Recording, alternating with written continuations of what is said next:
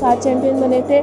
तो वहाँ के अंपायर ने कमेंट्री की कि यहाँ पे हिस्ट्री में 60 साल बाद बलूचिस्तान में गोल्ड मेडल जा रहा है, वो भी बैडमिंटन की कैटेगरी में, और वो भी गर्ल लेके जा रहा है।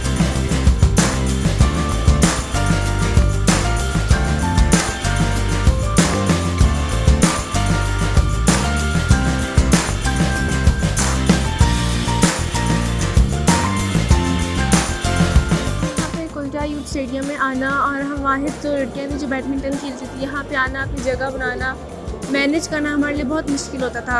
उसके बाद हम डिस्ट्रिक्ट लेवल पे खेलते रहे, खेलने के बाद यहाँ पे मुसलसल हम जीतते रहे और खेलते रहे। उसके बाद हमने अपना नेशनल लेवल पे खेलना शुरू कर दिया और आहिस्ता आहिस्ता वहाँ से अब मेडल आने शुरू हो गए। इसलिए हमने बहुत मेहनत की और हमने ये सोचा था कि जब स्टार्ट किया था कि हमने जो भी हो जाए, हमने अपना गोल या अपना पैशन हमने वो पूरा करना है।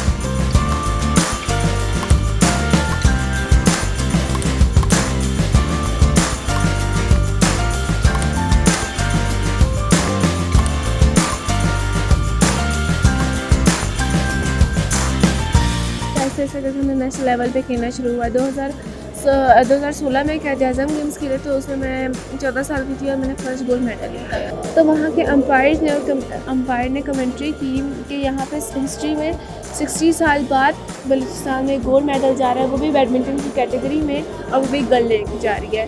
उसके बाद फिर 2019 में भी इसी तरह चलता रहा कि हम चैम्पियन बने।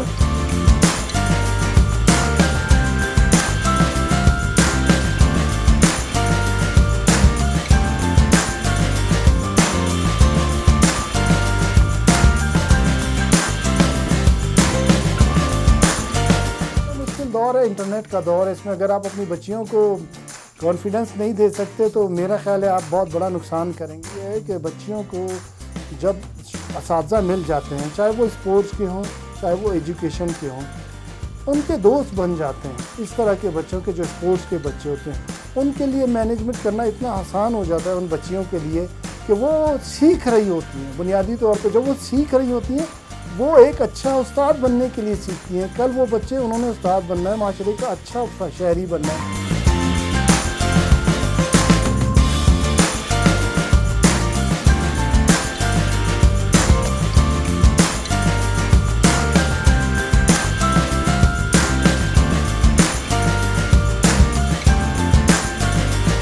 हमारा टारगेट वैसे ओलंपिक्स है, लेकिन हम लोग ने यहाँ कोयटा में एक एकेडमी इस्टेब्लिश की, उसके फाउंडर हम दोनों हैं। और हम लोग ने इसलिए वो एकेडमी इस्टेब्लिश की है कि जैसे जो फैसिलिटीज़ हमें नहीं मिल सकी वो और लड़कियों को मिलें। बस वो ये है कि वो गर्ल्स आएँ और ट्रेनिंग करें, हम उन्हें खिलाएंगे, ट्रेनिंग करवाएंगे, लेकिन वो बस आएँ।